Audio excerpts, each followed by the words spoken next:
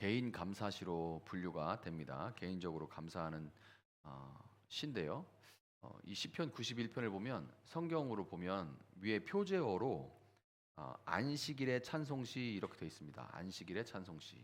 그래서 사실 시편 150편 전체에서 유일하게 안식일이라는 단어가 쓰인 안식일이 언급된 그런 유일한 시예요. 그래서 우리가 미루어 보건대 안식일에 성전에서 아침 제사를 드리면서 불렀을 성도들이 불렀을 그런 찬양으로 볼 수가 있겠습니다. 그래서 우리가 이제 준비하면서 또 이렇게 마음을 정리하면서 하나님 앞에 드리면서 첫 곡으로 드렸던 그 찬양 있죠. 아침에 주의 인자하심을 나타내시며 밤마다 주의 성실하심이 베품이 좋으나이다 그 찬양했잖아요. 개역개정이나 개역성경에는 그렇게 번역이 돼 있고 시편 92편으로 만들어진 찬양입니다. 너무 찬양이 너무 아름답고 좋았던 것 같아요. 자, 그런데 이 고백, 지금 제가 말씀드린 이 고백 보면 언제 우리가 감사하고 찬양하는가가 언급되어 있습니다. 언제 찬양하고 감사하는가 보면 아침에 주님의 사랑을 알리며 밤마다 주님의 성실하심을 알리는 일이 좋습니다. 이렇게 되어 있잖아요. 그러니까 아침에 밤마다 이렇게 되어 있어요. 그러니까 주야로 이런 얘기죠. 주야로라는 말은 아침과 밤에 따로따로가 아니라 주야로라는 말은 전체적으로 이제 언제나라는 의미를 갖고 있는 거예요. 그래서 언제나 따라서 우리가 안식일에 부르는 찬송이라고 말씀을 드렸는데 그런데 안식일에 부르는 이 찬송을 사실은 아침에 또 밤마다 그래서 종일 언제나 이런 의미가 된다고 말씀드렸어요. 곧 하나님께 감사하고 찬양해야 하는 이 안식일은 전통적으로 유대인들이 예배했던 제사했던 지금의 토요일 여섯 번째 되는 일곱 번째 되는 그 토요일이거나 아니면 우리가 이제 일요일로 정한 이 날이 아니라 사실 안식일은 하나님께서 모든 것을 지으고 안식하시고 우리에게 안식을 주신 그래서 이제 하나님 안에서 영원히 안식하는 우리 매일의 삶에서 우리의 일상에서 하나님을 언제나 예배하고 감사하고 찬양해야 되는 거죠.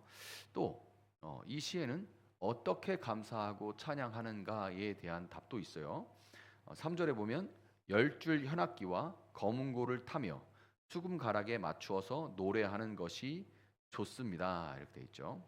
10줄 현악기와 검은고를 타며 수금 가락에 맞추어서 여기에 이제 온갖 현악기, 검은고, 수금가락 또 뭐 이렇게 현악기들만 나오는 게 아니라 또 타악기들도 있겠죠. 그러니까 지금으로 얘기하면 뭐 기타와 또 드럼과 일렉과 베이스로 또 이외에 가끔 뭐 첼로나 바이올린 같은 것도 협연하고 이렇게 모든 악기를 꼭 무슨 어, 악기 자랑하는 게 아니라 가능한 모든 악기로 할 수 있으면 많은 악기와 또 많은 사람들의 목소리로 하나님을 찬양하는 그러니까 온갖 수단을 동원해서 그 공간이 충만해서 흘러 넘치도록 감사하며 찬양해야 된다는 거예요. 이것이 어떻게 감사하고 찬양하는가에 대한 이 시인의 답이죠. 그래서 그 공간이 막 찬양으로 가득하여서 그것이 흘러나갈도록 그렇게 왜냐하면 그 찬양과 감사를 받으실 만한 분이 받는 분이 충분히 그렇게 받으실 만한 분이기 때문에 그렇게 감사하고 찬양해야 된다는 겁니다. 그렇다면 왜 그렇게 해야 하는가에 대한 답은 무엇일까요? 4절에 보면 주님께서 하신 일을 생각하면 기쁩니다. 손수 이르신 업적을 기억하면서 환성을 올립니다. 이렇게 되어 있는데요.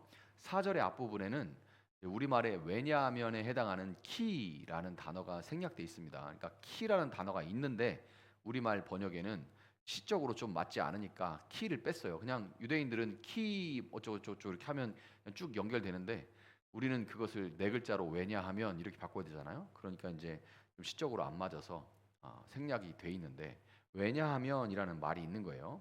그러니까 왜 그러면 우리가 예배하고 감사하고 찬양해야 되는가? 하나님이 하신 일을 생각하며 기뻐하는 것이 베풀미 좋은 아이다. 좋습니다. 그렇기 때문에 그렇게 예배하고 감사하고 기뻐하는 것이 좋기 때문에 좋다. 토부죠. 토부. 그러니까 그것이 하나님 보시기에 좋았더라. 토부. 하나님이 그렇게 지으셨기 때문이라는 거예요. 그러니까 사람을 지으신 가장 큰 제일 되는 목적이 하나님께 감사하며 그분을 기뻐하는 것. 어서 많이 들어본 얘기 같죠? 그렇죠. 웨스트민스터 소요리 문답 제1문에 아주 딱 박혀 있는 이야기입니다. 사람의 제일 되는 목적은 무엇입니까? 답이 그렇죠. 사람의 제일 되는 목적은 하나님을 영화롭게 하는 것과 그를 영원토록 즐거워하는 것입니다. 이것이 소요리 문답 제1문 첫 번째 질문이고 그리고 그 첫 번째 질문에 대한 답입니다. 그러니까 우리는 언제 어디서 어떻게 언제 어떻게 왜에 대한 어떤 질문들 그리고 그거에 대한 답들을 했는데 그럼에도 감사와 찬양을 예배를 이렇게 언제 어디서나 한다는 것은 말처럼 쉽지 않죠. 저처럼 성경을 끼고 사는 거의 뭐 책상 앞에서 앉아가지고 말씀 보고 책 보고 설교 준비하고 그게 이제 업의 거의 대부분인 저도 하나님을 예배하면서 감사하면서 찬양하면서 산다는 것이 그렇게 쉬운 일은 아닙니다. 그래서 우리에게는 언제와 어떻게와 왜에 대해서 알지만 동시에 우리에게는 어디서와 무엇을이 필요합니다. 어디서와 무엇을에 대한 이라는 질문과 그에 대한 답이 필요해요. 자, 그래서 어디서는 어디입니까? 주의를 따로 구별해서 구별된 장소에서 모이는 거죠. 주일이라는 날을 따로 구별해서 이제 구별된 장소에서 모이는 거죠. 어디서? 구별된 장소에서 모이는 거죠. 그래서 무엇을 합니까? 거기서 모여가지고 하나님의 말씀을 통해 그분의 행하신 아침의 인자하심과 밤마다 베푸시는 그 성실하심, 인자와 성실에 대해서 그분이 행하신 그 인자하심과 성실함에 대해서 듣는 거예요. 예배, 특별한 자리에, 구별된 자리에 모여서 그분의 밤마다 아침에 베푸신 그 인자하심과 성실하심을 듣는 겁니다. 매일 감사와 매 순간 감사와 찬양을 하는데 그것이 힘든 것은 우리가 일상이 분주하기 때문에 그런 것도 있지만 현실의 부조리함 때문에 그렇기도 해요. 현실의 부조리. 현실에서는 하나님의 인자하심이 잘 보이지 않고 하나님의 성실하심이 잘 보이지 않고 하나님의 인자하심과 성실하심을 믿는 사람과 믿지 않는 사람의 차이가 없는 것 같고 이런 어떤 부조리함 때문에 하나님을 예배하는 삶에 브레이크가 걸리기도 하는 게 사실이죠. 그렇기 때문에 7절 보면 악인들이 풀처럼 돋아나고 사악한 자들이 꽃처럼 피어나더라도 그들은 영원히 멸망하고 말 것입니다. 자, 이 말씀을 듣고 이 말씀을 들으면서 그 말씀에 대한 믿음이 생기고 이 고백이 나올 수 있어야 되는 거예요. 어디에서? 구별된 장소에서 구별된 시간에 그 말씀을 들으면서 그래 하고 다시 이제 마음을 새롭게 하는 거죠. 중동의 뜨거운 햇빛 아래 이 풀은 굉장히 왕성하게 자라는 것 같아도 오전 중에 잠깐 반짝할 뿐이지 햇빛이 뜨거운 시간이 오면 금방 수그러들고 시들 수밖에 없어요. 곧 마르고 시들게 되죠. 악인들이 막 흥황하고 번져나가는 것 같이 보인다 할지라도 그것은 오전에 잠깐일 뿐이지 해가 뜨고 뜨거워지면 금방 마르고 시들 수밖에 없습니다. 8절에 그러나 주님은 영원히 높임을 받으실 것입니다. 자, 악인들은 이렇게 되지만 그러나 하나님은 영원히 높임을 받으실 것입니다. 그러니 이 말씀을 들으면서 하나님의 영원하심을 그 하나님의 영원하심을 믿고 듣는 만큼 악인들은 반드시 영원히 멸망하고 말 것을 믿게 돼요. 예배에 나와서 사실 설교라는 것이 어떻게 보면 적용이 아주 구체적이지 않고 좀 두루뭉술할 때도 있습니다. 그러나 그럼에도 불구하고 우리가 소위 은혜 받았다 그러고 참 그 마음이 평안해졌어 이런 생각을 하는 건 뭐냐면 그 문제를 이렇게 해라 저렇게 해라 하는 어떤 답을 주는 것, 뭐 그럴 때도 있겠지만, 그거보다는 예배 가운데 찬양하고 또 하나님의 약속의 말씀을 들으며 그분이 행하신 일을 들으면서, 아, 그분이 얼마나 크시고 그분이 내 모든 것들을 아시고 그분이 지금도 나를 상관하고 계시고, 우리는 급하지만 그분은 반드시 그분의 때가 있다는 그분에 대해서 알게 되고, 그분이 크시고 그분의 영원하심을 알게 되면, 그리고 그 말씀을 들음으로 우리 마음 가운데 믿음이 회복되면, 우리 앞에 있는 어떤 부조리와 문제들이 굉장히 큰 문제고 굉장히 답답한 일이었는데, 그것이 똑같은데 그것을 대하는 우리가 굉장히 달라지는 것들을 경험하게 된다는 거죠. 그것을 믿게 되는 거예요. 하나님은 영원하신데 그 하나님이 영원하신 만큼 악인들은 반드시 영원히 멸망하고 말 것이라는 것을 우리는 믿게 되는 거죠. 11절을 보면, 나를 엿보던 자들이 멸망하는 것을 내가 눈으로 똑똑히 보며 나를 거슬러서 일어서는 자들이 넘어지는 소리를 이 귀로 똑똑히 들었습니다. 그러니까 말씀을 통해서, 예배 가운데 선포되는 말씀을 통해서도 듣고 믿음이 생기고, 영원하신 하나님에 대한 말씀을 들으며, 또 내가 눈으로 똑똑히 보는 것처럼, 그 다음에 나를 거슬러 일어나는 자들이 넘어지는 소리를 내가 귀로 똑똑히 들은 것처럼, 요것들을 보고 듣는 사람들이 누구냐면, 이제 하나님 말씀을 붙들고 믿음으로 나가서 살 때 사는 사람들이, 우리 지체들이 세상에 나가서, 난 이랬는데 하나님이 이렇게 해주셨어요. 나 이랬는데 하나님이 이 상황에서 이렇게 해주셨어요.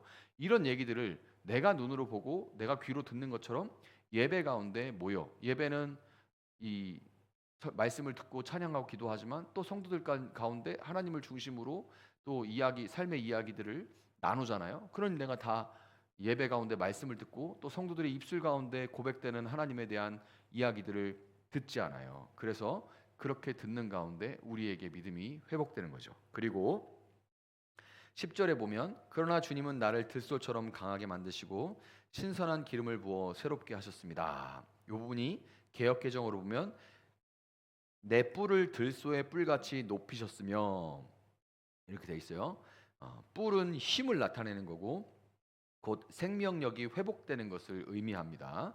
기름을 부으셨다라는 말은 승리의 축제가 벌어질 때 하는 행위라서 상황이 변화된 것을 의미하는 겁니다. 그래서 말씀을 이렇게 예배 가운데 선포되는 말씀과 지체들을 통해서 들려오는 그 간증, 그 말씀들을 통해서 하나님이 나와 우리를 회복시키시고 상황을 역전시킨다는 것을 믿게 된다는 겁니다.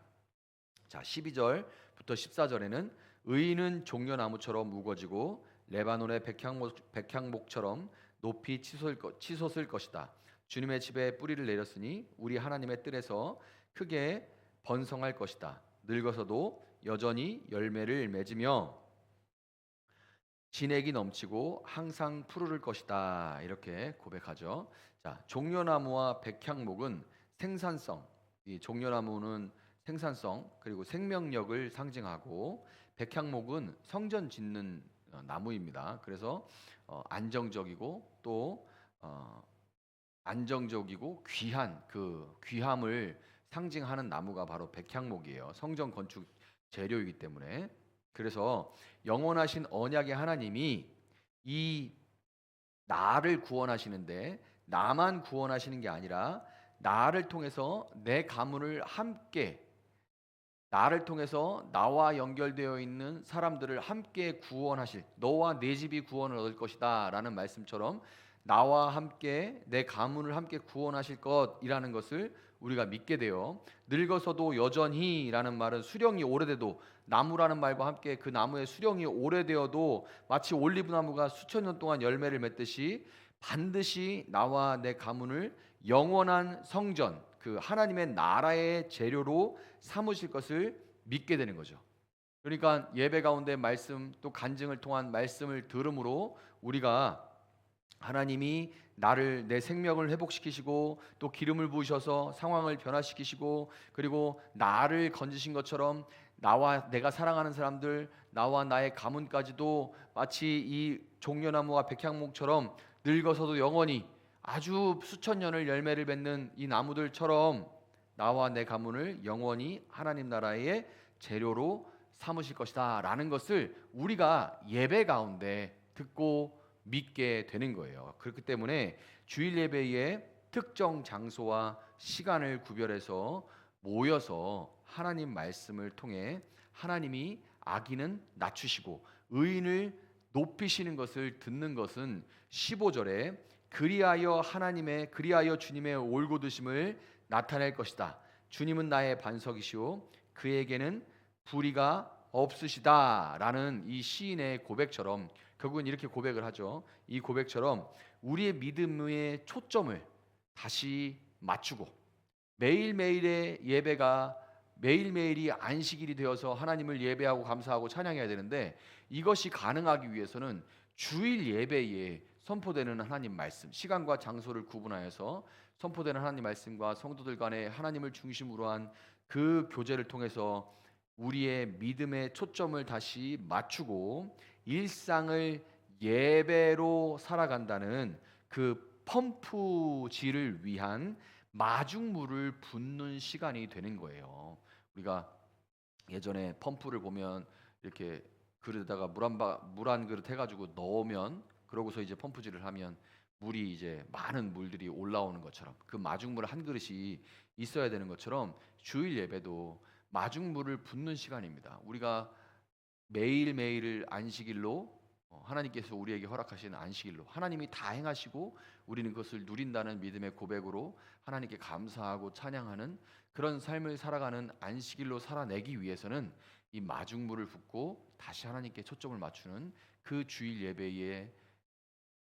예배가 반드시 필요한 겁니다. 그렇기 때문에 사람의 제일 되는 목적은 하나님을 영화롭게 하는 것과 그분을 영원토록 즐거워하는 것이고 그 시작은 주일 예배고 교회의 제일 되는 목적은 바른 말씀이 선포될 수 있도록 믿음이 더해질 수 있도록 그러므로 일상 가운데 우리에게 안식을 주신 하나님을 예배할 수 있도록 하는 것이라는 것을 그렇기 때문에 제가 이제 수요 기도회 때도 주일 예배를 위해서 늘 우리가 기도를 하는데요.